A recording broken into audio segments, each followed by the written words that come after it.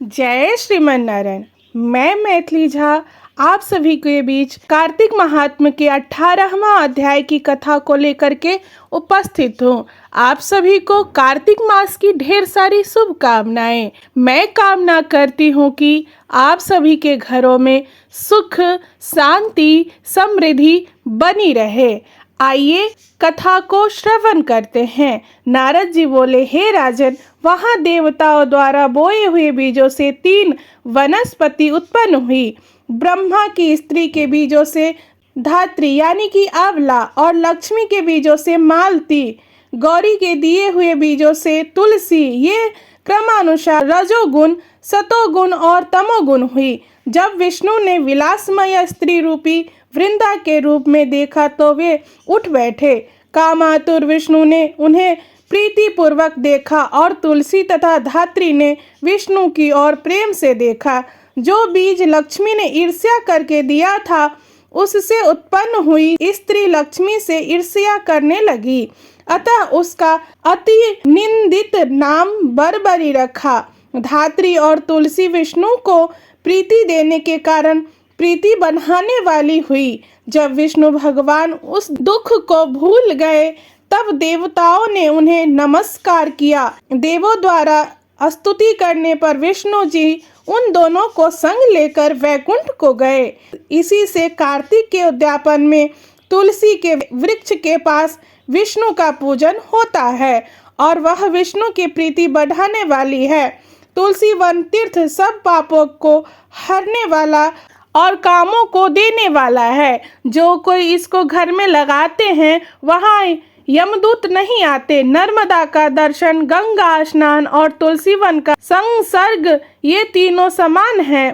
तुलसी के लगाने, पालने, पानी देने से, दर्शन और स्पर्श से मनुष्यों की वाणी, मन और शरीर से हुए पापों का शमन होता है।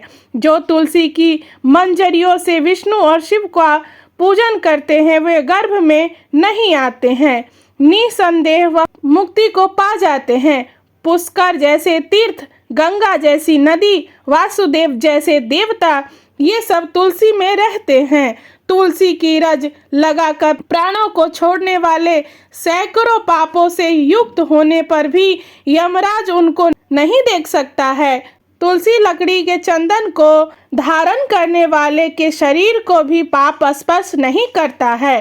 राजन, हे राजन, जहाँ तुलसी की छाया हो वहाँ श्राद्ध करना चाहिए, वहाँ अक्षय होता है। ने नृपोक्तम, आंवले की छाया में जो पिंडदान करता है, उनके नरक में पड़े पितर भी तृप्त हो जाते हैं। हे राजन, माथे में, मुख में, देह में जो आंवले को धारण करता है, वह स्वयं ही हरि जानना चाहिए। आंवले का फल तुलसी और द्वारिका की रज, ये जिसके शरीर में स्थित है, वह मनुष्य जीवन मुक्त कहा जाता है।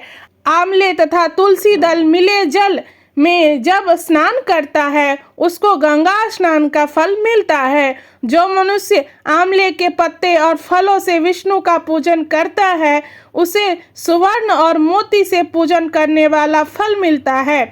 तीर्थ मुनि देवता यज्ञ कार्तिक के महीने में तुला के सूर्य में आंवले के वृक्ष में रहते हैं।